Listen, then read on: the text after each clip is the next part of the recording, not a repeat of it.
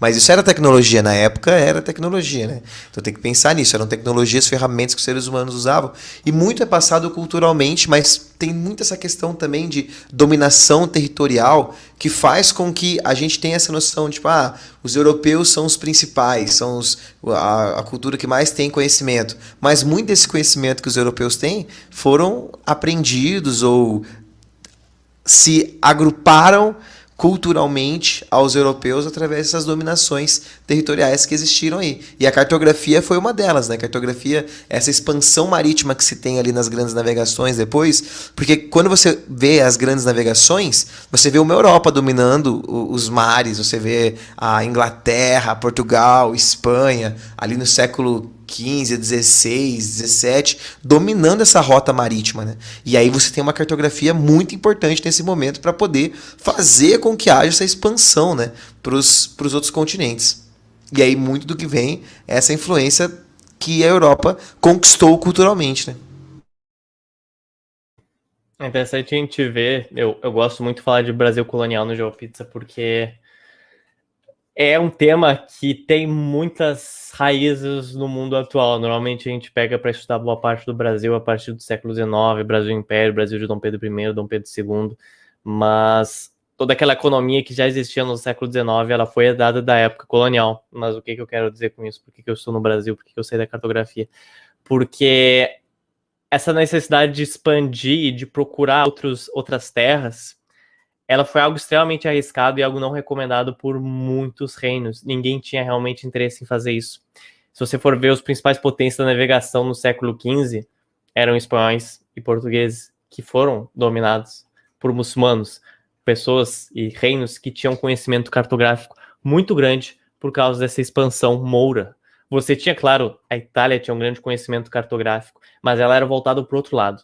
Ela não era voltada para o oeste do Atlântico, era voltada para o leste. Você tinha a Rota da Seda que ligava Veneza a várias cidades asiáticas chinesas, porque era muito mais interessante ir para a China, comprar coisas, vender coisas, do que você ir para o oeste do Atlântico, porque era uma das coisas mais arriscadas a você fazer, basicamente.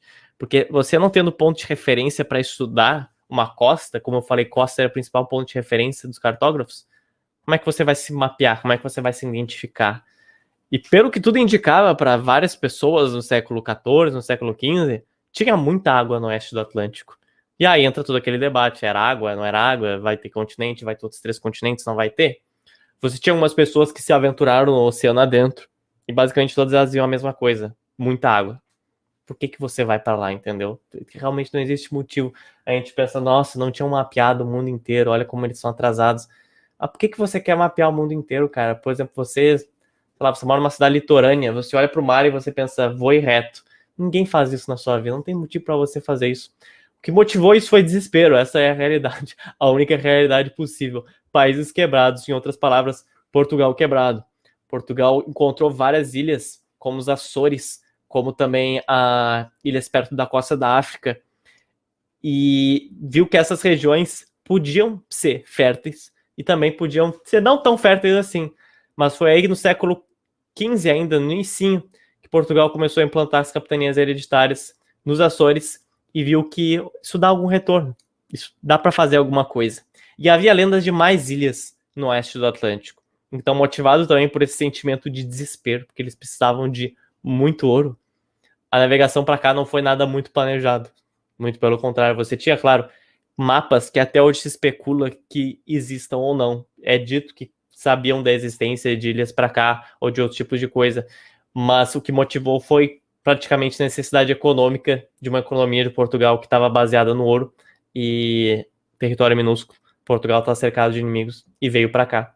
E quando você tem essa descoberta daqui, do continente americano, é óbvio que é tudo mais em volta de mito ainda. Já era, e foi durante muito tempo mistificado como um lugar divino. Boa parte das ilhas do Caribe, que foram primeiro mapeadas pelos espanhóis a partir de 1492, você vê que existe muito debate se tudo aquilo eram ilhas ou não. Era aquele discurso reacendendo de será que são 3 continentes? Será que são só ilhas? O que será que é isso? E a partir do momento que você foi vendo que eram, na verdade, regiões enormes, surgiu a narrativa de que será que esses habitantes nativos daqui, eles são pessoas sem pecado? Eles são pessoas, digamos assim, resetadas na visão deles, porque o que tudo indica, para eles, era como se fosse o ser humano começando de novo. Mas aí logo depois eles viram, não, essas pessoas são profanas, essas pessoas não têm amor pelo trabalho, não sei o quê. Isso não pode ser o paraíso, isso tem tudo menos o paraíso. Então você começa a ver uma mudança desse discurso mitológico para um discurso mais prático. E durante essas navegações você tem exatamente o que você comentou no início de monstros marinhos. Esses monstros marinhos, eles estão normalmente presentes em várias regiões do Atlântico. Eles não estão, por exemplo, em regiões ali do Mediterrâneo, no Oceano Índico, não, eles estão em regiões desconhecidas. Então era tanto um tipo de aviso, cuidado, quanto também uma proposta. Por exemplo, pessoas viram isso aqui, esse bicho aqui. Se você for para lá, descubra se isso é verdade ou não. Então, ele tinha um propósito, esses desenhos.